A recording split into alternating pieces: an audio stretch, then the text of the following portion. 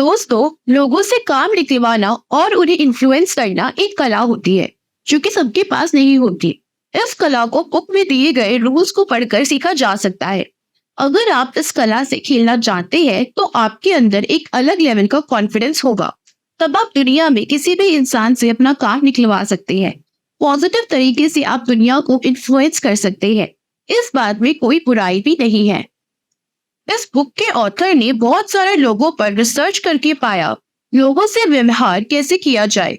ऐसी क्या चीज है कि कुछ लोगों का व्यवहार इतना अच्छा होता है, सारे लोग उनकी तारीफ करते हैं, वहीं कुछ लोगों के व्यवहार से हर कोई चिढ़ा हुआ रहता है।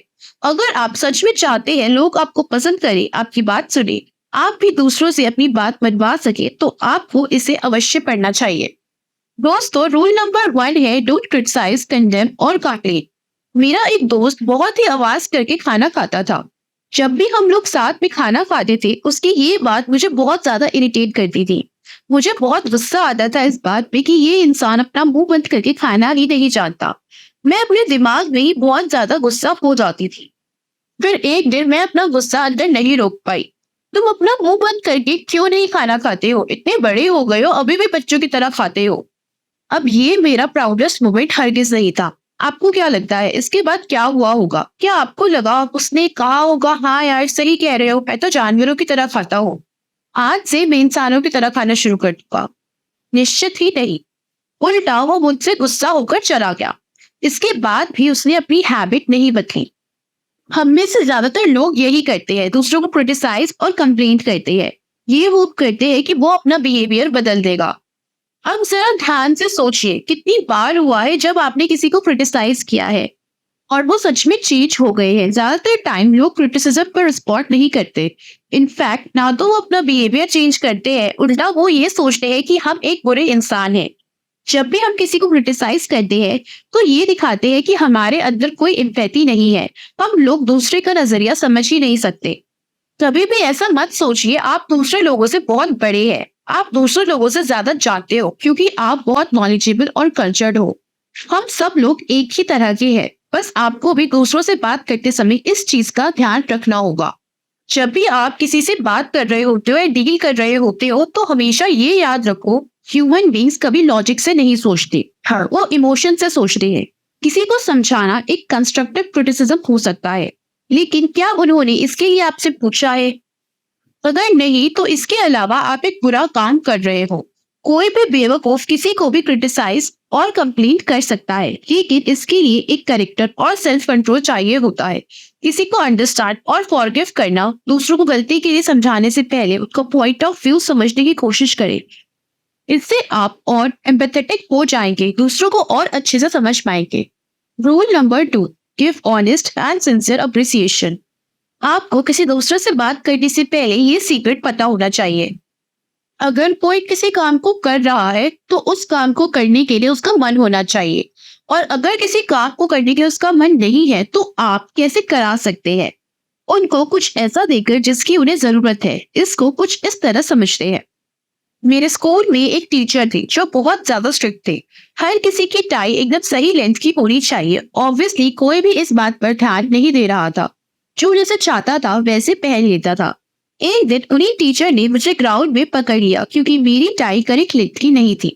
वो मुझे डांटने लगे, तुम मेरी बात नहीं मानते हो। मैं भी उनसे बहस करने लगी, उनको सारे रीजन बताने लगी मैं गलत क्यों नहीं थी। उन्होंने मेरी किसी बात को ना सुनते हुए सबके सामने मेरी बेइज्जती कर दी।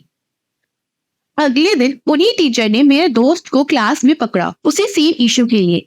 लेकिन इस बार जो हुआ उसने मेरा नजरिया ही बदल दिया। मेरे फ्रेंड ने सिर्फ टीचर की ओर देखकर स्माइल करी, फिर टीचर से कहा, यस सर, हम समझ रहे हैं, आप हम लोगों को और ज्यादा स्मार्ट बनाना चाहते हो। आप बिल्कुल ठीक कह रहे हो, मैं अपनी टाई बाथरूम में जाकर फिक्स कर लेता हूँ। फिर वो टीचर एकदम से हंसने लग गए। उन्होंने मेरी दोस्त की पीठ पर हाथ रखा और उसे जाने दिया। अब टीचर को कोई फर्क नहीं पड़ता था मुझसे और मेरे दोस्त से। उनको पर्सनली मुझसे कोई प्रॉब्लम नहीं थी। वो बस एक फीलिंग ऑफ इम्पोर्टेंस को ढूंढ रहे थे। मेरे फ्रेंड ने उन्हें इम्पोर्टेंट फील करा दिया, इसलिए उनका सारा गुस्सा भी शांत हो गया। वो एक रीजनेबल इंसान भी बन गए। लोगों को क्रिटिसाइज करना बहुत आसान है। अगर आप लोगों को इन्फ्लुएंस करना चाहते हैं तो आप उन लोगों को कॉम्प्लीमेंट करना सीखना होगा। पर इसका मतलब चापलूसी करना नहीं है। चापलूसी करना ऑनेस्ट नहीं होता, ये बहुत सेल्फिश काम होता है। आप अपना पर्सपेक्टिव ही बदल दीजिए। दूसरों के अंदर अच्छी चीजों को ढूंढना शुरू कर दीजिए। अगर आपको किसी के अंदर कोई क्वालिटी पसंद है तो उसे बताना सीखिए। अक्सर मैरिजेस में ऐसी प्रॉब्लम होती है जिसे लैक ऑफ अप्रिसिएशन कहते हैं। दूसरों को अप्रिशिएट करना सीखिए, उन्हें सेंसर और जेन्युइन कॉम्प्लीमेंट्स दीजिए। इस तरीके से आप उनका दिल जीत लेंगे, फिर वो आपको हर तरीके से हेल्प करेंगे। तो दोस्तों, अब आ गया है हमारा रूल नंबर 3, जो कि है arouse in the other person and eager want. दूसरों को इन्फ्लुएंस करने का सिर्फ एक तरीका है, उनके इंटरेस्ट के बारे में पता करिए। उनको दिखाइए कि वो अपनी विशेष कैसे पूरी कर सकते हैं। हर चीज जो हम लाइफ में करते हैं वो सिर्फ अपने लिए करते हैं। शादी करते हैं क्योंकि हमें सेंस ऑफ सिक्योरिटी चाहिए। हम काम करने जाते हैं क्योंकि हमें पैसे चाहिए। यहाँ तक कि लोग चैरिटी को पैसे देते हैं, वो इसलिए नहीं कि वो सेल्फलेस है, बल्कि इसलिए कि वो अंदर से अच्छा फील करना चाहते हैं। उन्होंने किसी की मदद करी है, उनको तो ये भी फर्क नहीं पड़ता उनके पैसे कहाँ जा रहे हैं। वो बस अच्छा फील करना चाहते हैं कि मैं एक अच्छा इंसान हूँ। एक फनी इंसिडेंट हुआ था एंड्रू कार्नेगी के साथ, जो दुनिया के सबसे बड़े आदमियों में से एक थे। उनकी बहन के 2 बच्चे थे जो ये यूनिवर्सिटी में पढ़ रहे थे।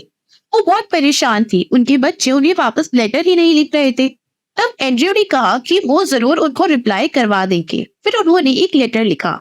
लेटर के एंड में लिखा कि मैं इस लेटर के साथ $5 अटैच कर रहा हूँ। लेकिन उन्होंने वो पैसे अटैच नहीं किए। कुछ ही दिनों में उनके बच्चों ने वापस एक लेटर लिखा। उनको पैसे नहीं मिले और थोड़ी सी फनी स्टोरी है, लेकिन ये ह्यूमन की एक फंडामेंटल चीज को बहुत अच्छे से समझाती है। वो चीज है कि जैसे ही आप किसी की नीड के बारे में बात करेंगे, उनका इंटरेस्ट जाग जाएगा। ऑथर ने एक और एग्जाम्पल अपनी लाइफ का दिया। उन्होंने इसको अपनी लाइफ में कैसे अप्लाई किया। वो एक होटल में क्लासेस लिया करते थे। एक दिन होटल के मैनेजर से उनको एक नोटिस मिला, उनका रेट 300% बढ़ा दिया जाएगा। अब वो एक नॉर्मल इंसान की तरह उनके ऑफिस में जाकर बवाल कर सकते थे, लेकिन वो शांत होकर उनके एडवांटेज और डिसएडवांटेज के बारे में बताने लगे। उन्होंने कहा कि एक एडवांटेज आपको ये मिलेगा कि हॉल खाली रहेगा, तो आप कभी भी किसी को दे सकते हैं। हो सकता है कि आप एक्सपेंसिव इवेंट्स कराकर ज्यादा पैसे कमा ले, लेकिन डिसएडवांटेज ये रहेगा कि आप मुझसे कोई पैसा रिसीव नहीं कर पाएंगे, क्योंकि मैं तो रेंट नहीं पे कर सकता, मैं तो चला जाऊंगा। इसके अलावा जितने लोग मेरा लेक्चर सुनने आते हैं, वो सब आपका होटल देखते हैं। आपकी फ्री पब्लिसिटी होती है। अगर यहाँ लेक्चर नहीं होंगे तो लोग आपके होटल के बारे में नहीं जानेंगे, वो कभी यहाँ आएंगे भी नहीं। अगले दिन उनसे कहा गया कि उनका रेट सिर्फ 50% बढ़ाया जा रहा है। ये सब इसलिए कर पाए क्योंकि उन्होंने दूसरे की नीड्स के बारे में बात की थी। आपको पता होना चाहिए कि दूसरे इंसान को वैल्यू कैसे दी जाए। उनके लिए वो चीज इंटरेस्टिंग बनाइए। ऐसा सोचिए कि उनको क्या चाहिए, फिर आपको किसी से भी हेल्प मिल जाएगी। तो दोस्तों, रोल नंबर 4 में हम बात करेंगे how. Point number 1, become genuinely interested in other people. मैं हमेशा से बुक्स, साइकोलॉजी और दूसरी नई चीजें सीखने में इंटरेस्ट रखती थी। ये मेरा पैशन था। मैं जब भी किसी से मिलती तो हमेशा उन्हीं चीजों के बारे में बात करती।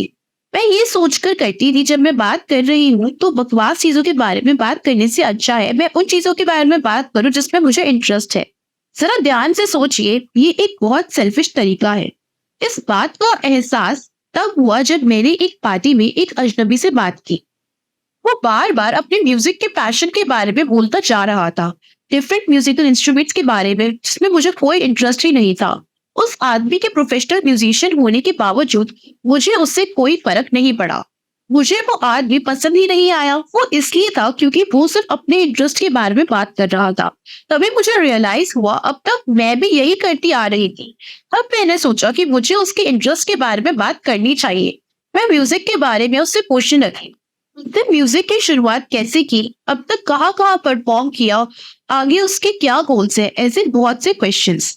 इस कन्वर्सेशन के बाद उस लड़के ने कहा कि मैं सबसे ज्यादा इंटरेस्टिंग पर्सन हूँ, लेकिन मैंने तो उसे अपने बारे में कुछ बताया ही नहीं था।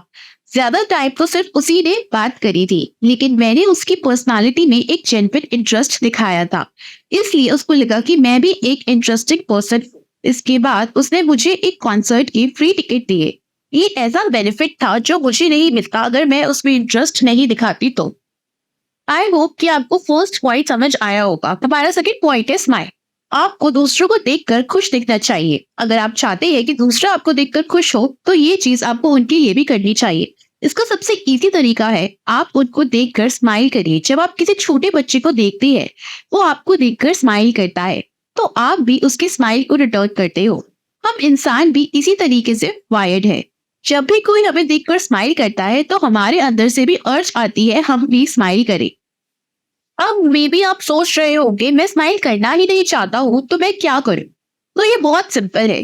बस आप अपने आप को स्माइल करने के लिए फोर्स करिए। काफी स्टडी से ये पता चला है कि बस खुशी को एक्ट करने से या फेक स्माइल करने से आप हैप्पी हो जाते हैं। जब आप किसी ऐसे इंसान से मिले जिसको आप पहले से जानते हैं, तब फौरन स्माइल मत करिए। बस थोड़ी देर रुक कर उनकी शक्ल देखिए, जैसे आप उन्हें पहचानने की कोशिश कर रहे हैं। फिर स्माइल करिए। इससे उन्हें लगेगा वो स्पेशल है, आपने सिर्फ उनकी ही स्माइल की है। इसे बार बार मत करिए। Point number 3, be a good listener. एक बार मैंने टैक्सी हायर करी। जैसे ही मैं टैक्सी में बैठी, ड्राइवर ने मुझे हाय किया और मुझसे मेरा नेम पूछा। उसके बाद बस छोटी मोटी कन्वर्सेशन होने लगी। ड्राइव के एंड में मैं सोचने लगी, ये ड्राइवर तो बहुत अच्छा इंसान है। फिर मैंने ध्यान से सोचा कि उसने मुझसे कोई इंटरेस्टिंग बात भी नहीं करी। इनफैक्ट वो इतना अच्छा इंसान था भी नहीं, लेकिन उसने कुछ ऐसा किया, वो बार बार कन्वर्सेशन में मेरा नाम ले रहा था। हमेशा याद रखिए, एक इंसान का नाम सबसे स्पेशल वर्ड होता है।